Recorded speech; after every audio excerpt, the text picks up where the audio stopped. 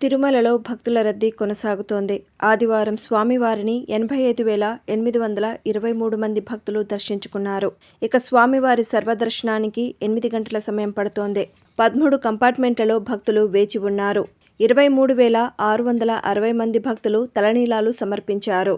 శ్రీవారి హుండీ కానుకలు 4,80,00,000. ఇదిలా ఉండగా ఈరోజు అర్ధరాత్రి నుంచి శ్రీవారి వైకుంఠ ద్వార దర్శనాలు ప్రారంభమవుతాయి. 10 రోజుల పాటు స్వామివారు ఉత్తర ద్వార దర్శనాలు ఇస్తారు. ధనుర్మాసం వైకుంఠ ఏకాదశి రోజున స్వామివారిని దర్శించుకోవాలని భక్తులు పరితపిస్తారు. స్వామివారి వైకుంఠ ద్వార దర్శనానికి టీటీడీ అన్ని ఏర్పాట్లు పూర్తి చేసింది. తొలిసారిగా దీనికోసం టోకెన్లను అమలు చేస్తుంది. తిరుమలకు వచ్చే భక్తులు ఎలాంటి ఇబ్బందులు పడకుండా చర్యలు తీసుకుంది. ఇక భద్రతాపరంగా పోలీసులు భారీ ఏర్పాట్లు చేశారు.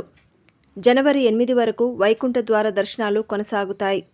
టోకెన్లు ఉన్న భక్తులు గదుల కోసం CRO కార్యాలయంలో సంప్రదించాలి.